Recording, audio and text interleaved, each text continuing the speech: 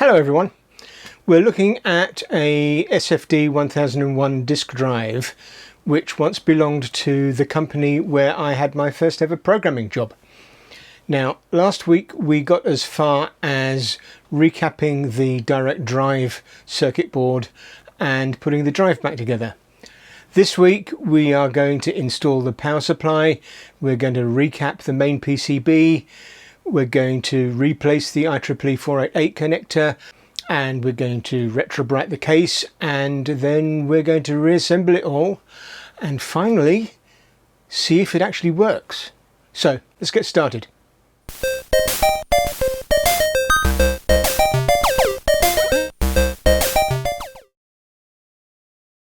So now it's time to have a look at the power supply. I've got my RD50, 50A.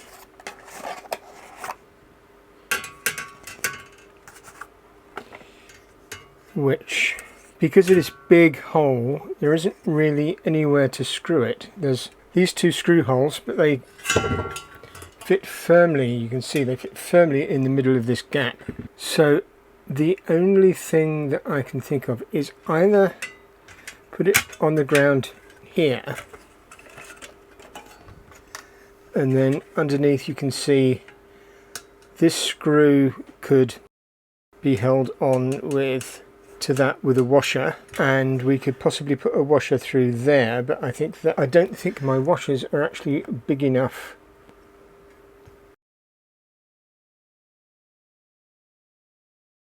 to cover that. Yeah, see, the washer actually fits inside that hole, so I don't think that's going to be suitable.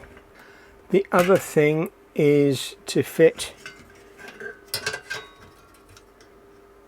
the screw through this hole here, which we know we can do, but it's only held in one place. In fact, I'll do that for now. Let's see how it holds up.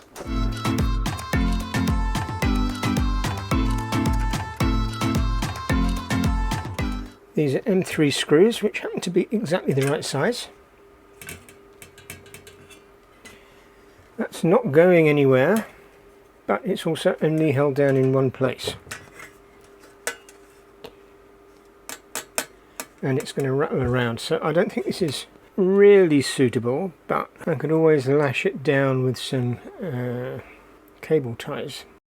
I'm not sure that I want to do that. I do know that that's not going to come out, whereas putting it through the other way it possibly could come out.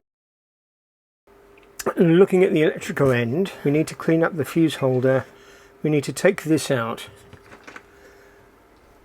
Another good reason that I heard recently for removing these is that they have reefer capacitors inside them, and reefers are notorious for going bang and doing so with an extremely horrible smell. And we need to take out the switch, of course, as well. So I can keep that wire attached to there if I cut it off near the edge.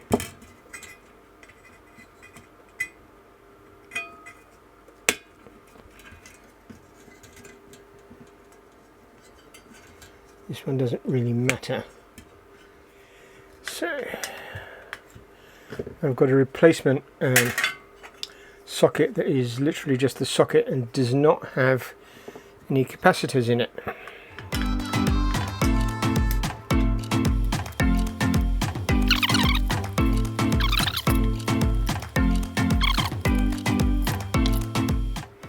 Ah yes, you see there's a circuit on the bottom. It's got a noise filter, 2 reefer capacitors, 2 inductors. We are well shot of that.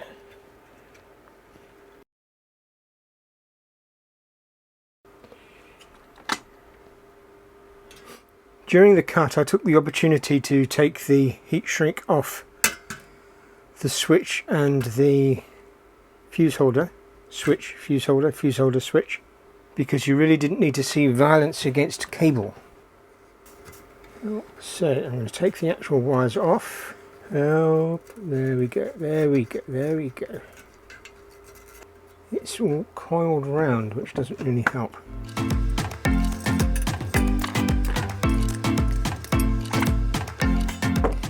And the same is going to be true for this one. Now in theory I could have left this wire here, because we are going to replace it like with like.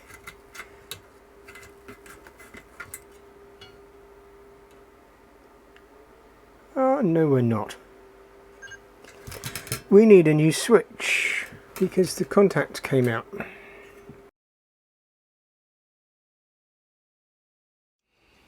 I'd like to take a moment to thank PCBWay for sponsoring this video. If you're a maker or a hobbyist like me, then you'll have a need to make some PCBs every once in a while. For example, this is a Neo RAM card for a 64 or a 128. This is a ROM cartridge for a +4 and C16. This is an RGB to HDMI board for an Amiga 500. And PCBWay is the ideal place to get your PCBs from, because these are shared projects, and that means that the person who made them has shared them on PCBWay, and you can literally go and buy the PCBs. PCBWay will make them and ship them to you in about a week. And they do a lot more besides. They do CNC machining, they do sheet metal work, they do 3D printing. You can find all that stuff on their website, pcbway.com, and in the link below. So check them out. And now back to the video.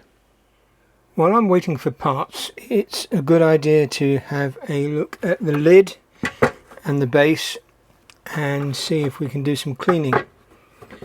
Now I want to try and retrobright these. So we've got some good sunny weather coming up over the next few days. That should help. But you can see the top particularly is very, very yellow. And the bottom, I do want to try and preserve this label. I'm not sure whether I'll be able to. It's dirty. These labels can go. And these feet are... I'm going to clean it with some window cleaner to start with. That'll get the worst of the dirt off, and then we can go from there. Start with the top.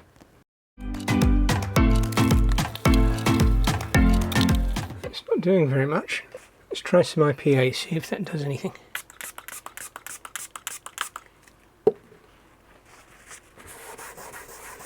Ah, that's better.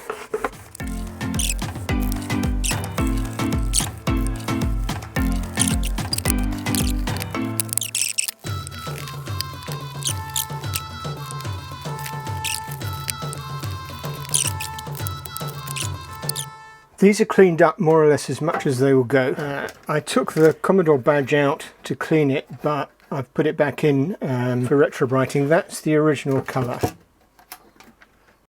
So that's very, very dark. The bottom is fine. But I've cleaned that up as much as it will. The bottom, I managed to take the bottom labels off. That was not too much trouble. I did get the side label off the Precision one, but as you'll see, it wasn't without damage. There's a hole in the middle, so I'm not quite sure what to do about that. It's almost intact. I could still put it back with some plastic covering or something. In order to get that off, I used the heat gun and set it at a very low temperature, about 100 degrees C, just to warm it through and melt whatever glue was left. Same on these bottom two. Okay, so now I'm going to retrobright them. I'm going to use, I think, the cream method, and come the end of the day we'll see how well they do. Okay, the new main switch has arrived. I hope it will fit. During the jump cut I've made some progress here. I've wired up the main socket, which is the new without the reefers. That's been fitted and wired up, and the fuse has been wired up with the new wires. So that's just waiting for the main switch to go in, and I've refitted the power supply, which I'll show you that. I've used a couple of basically shelf brackets. So this is screwed into the power supply itself, screwed into the main chassis, and this, although it's not screwed in, it's pretty tight and that's not going to go anywhere, and this has got a lip on it, so that's not going to fall off. So that's pretty stable, pretty secure, I think. It's not going to move anywhere. And there's plenty of space for the drive to go in behind it. I can just sort of offer that up. It won't go in because the screws are not taken out, but you can see there's plenty of space behind. So let's just cut this open and see if the switch is going to fit. It's not identical to the old one. It's got a red dot on it and red markings rather than saying off and on, but hopefully it's going to go in. It's going to go in.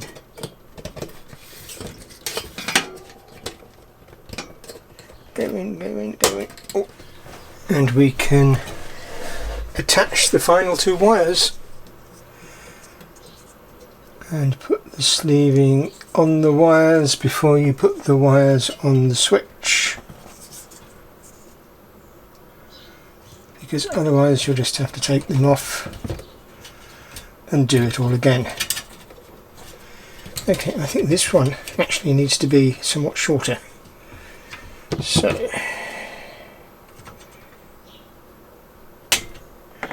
shorten the wire, trim the wire,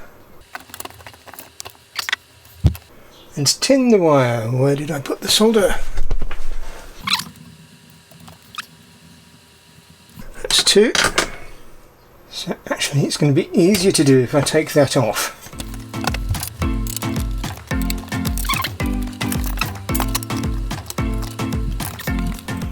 So let's tin the switch contact.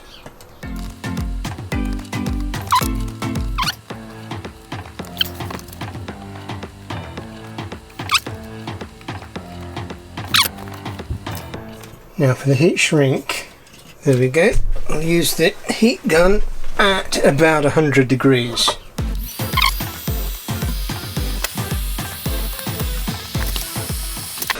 There we go.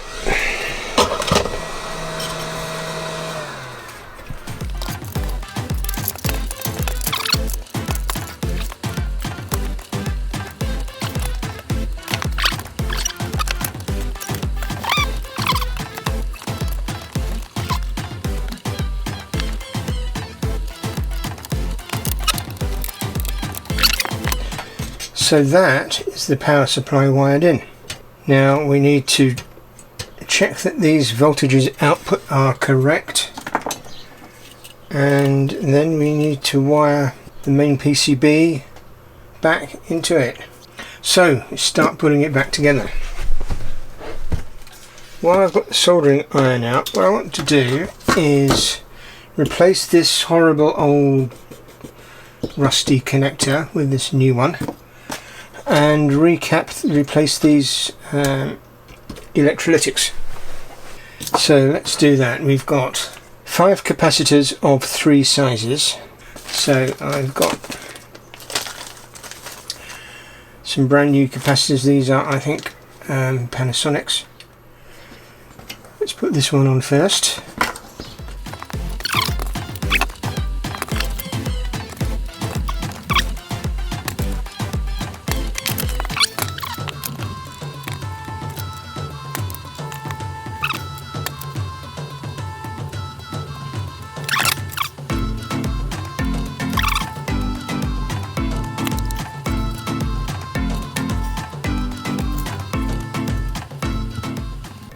Got it.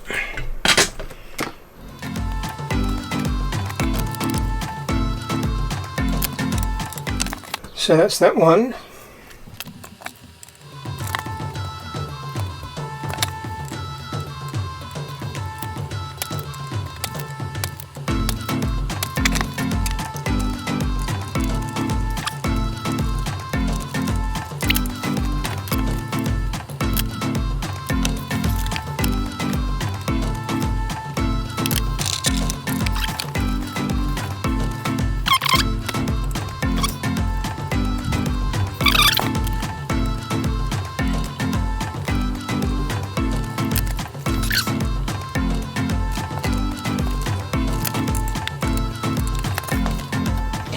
Okay, that's those two.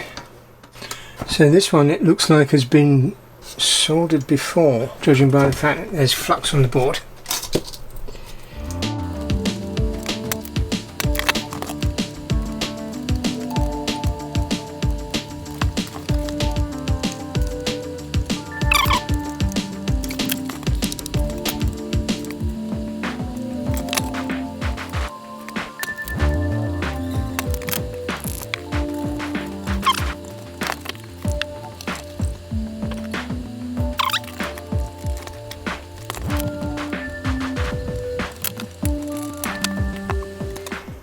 And finally,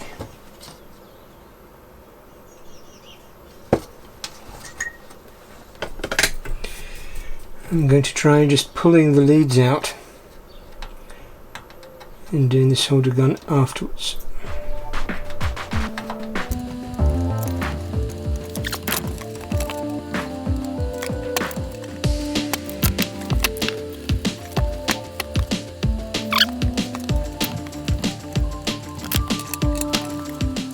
And there we go. Now I think I'm going to need to use the heat gun for this one, so sorry, the desolder machine.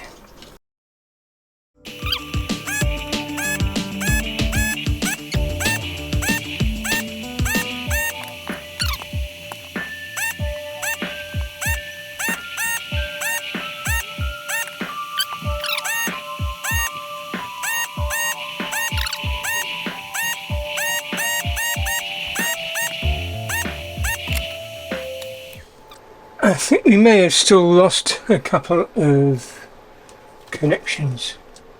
Let's just try it. So I think this one,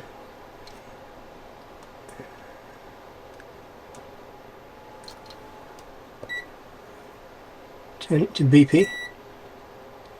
So that one's okay. That one's okay.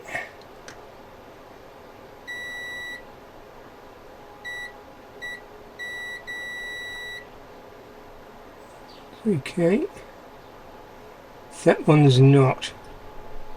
That one's not connected. That one's okay.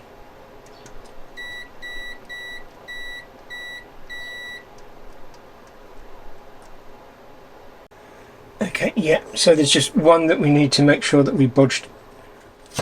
Right, let's do a bit more cleaning on this top side.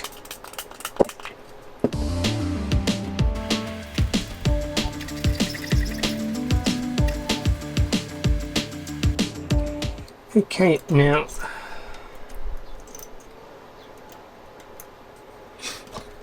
let's see if we can fit this in.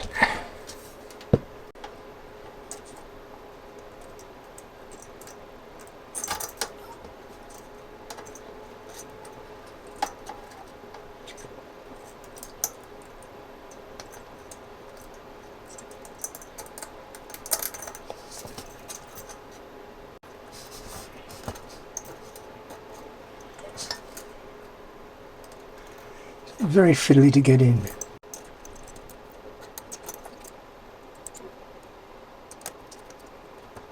He says getting it straight in. Right.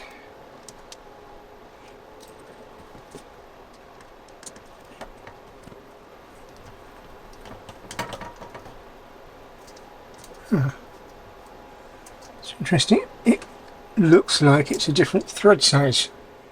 It's very fiddly.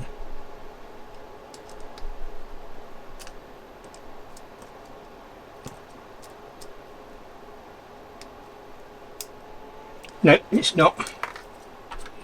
It's not M3 and it's not that, so I'm going to guess it's M2.5. I don't have any M2.5, so it's just going to have to solder in for now. If I find a screw that will fit it, I can put one in later.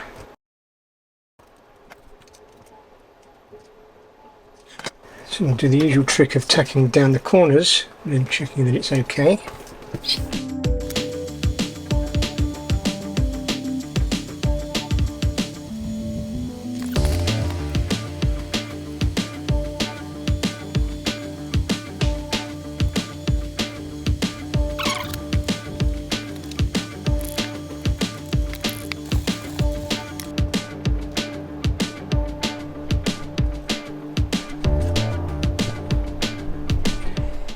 Okay, and this one here, we need to connect to that.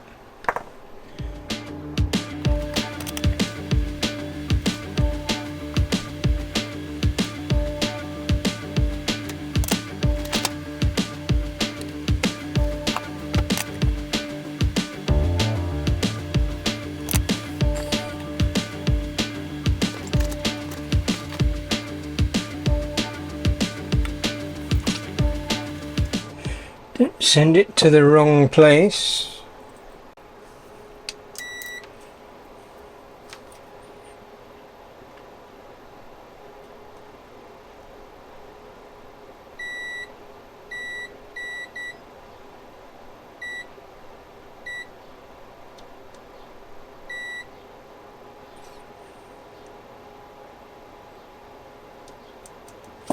Okay, that goes to the right place.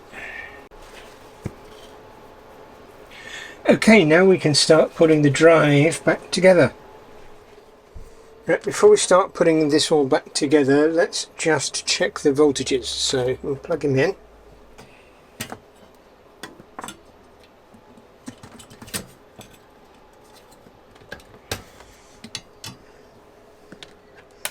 Switch the plug on. Switch the mains on. The little green LED comes on, which is a good sign.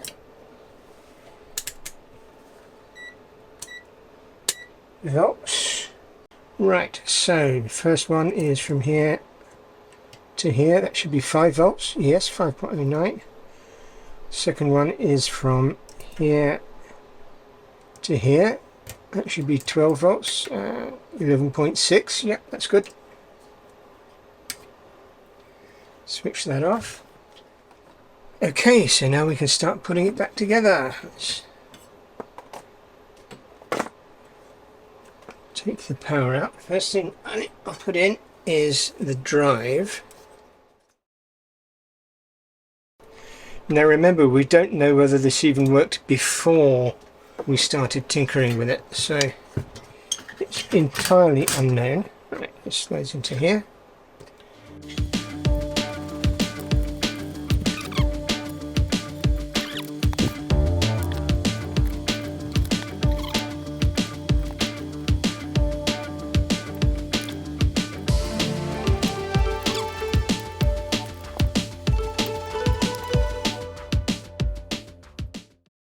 So this is the case that we have retrobrighted.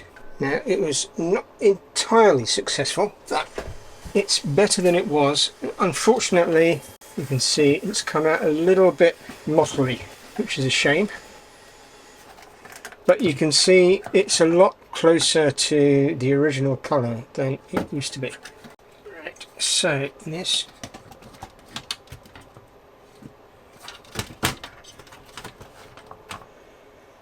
goes in here like that, and you see it all fits. It all fits, but we need to put the LED back in, and when we put the LED back in, we need to put the cable goes to the LED, and concentrate on putting the LED and its little clips back in the hole. Now I bent that pin just so that I know that that was at the top. Okay, orange at the top, orange at the back. I've just noticed that my record level was turned right down, so maybe we've got bad sound on a whole load of footage, in which case I do apologise. So orange at the top, orange at the back. Hopefully that's going to stay. Now we can put the drive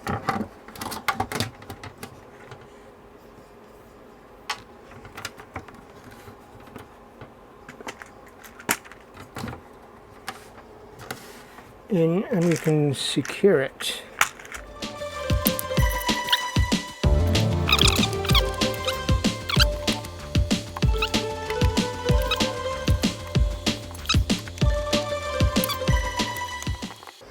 And that's 6.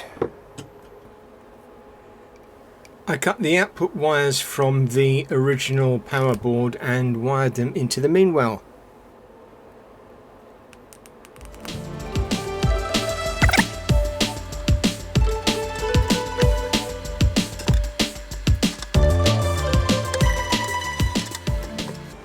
Okay, so that's our 12 volt supply.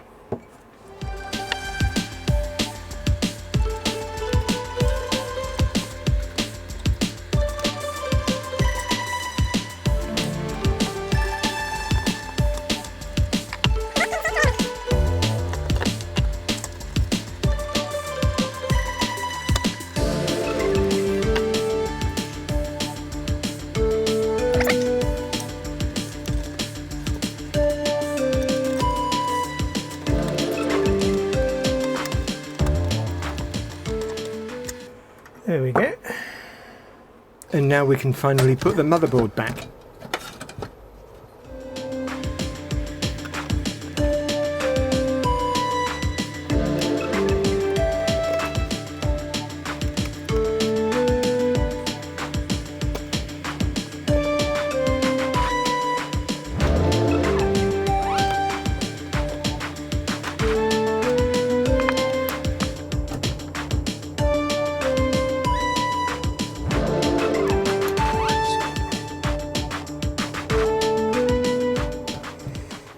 Goes in there. That goes on there. These are polarized, so they can only go in one way.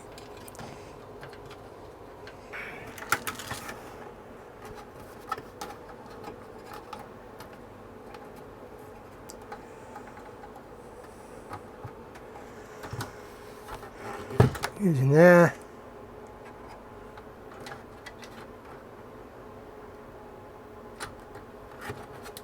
Goes in there.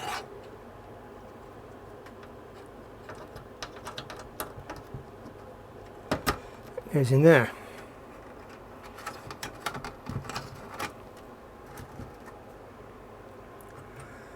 Right, just make sure that there's none of the sticky up bits are contacting where they shouldn't, or shorting where they shouldn't.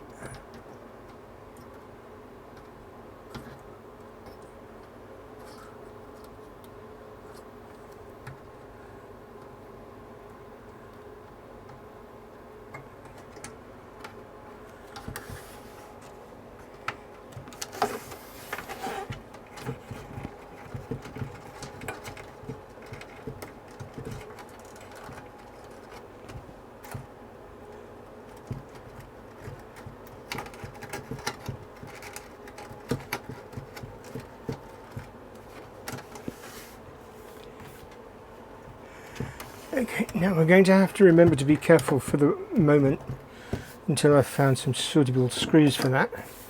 But the moment of truth now is, can we switch it on and will it go bang or will it go wee? Is it going to work? Is it going to go bang? Is there going to be a part 2 to this video?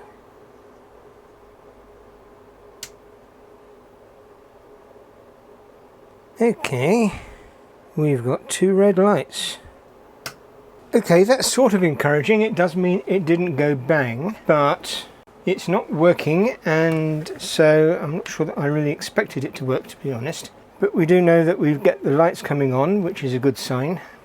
We just have to find out why and what is going on.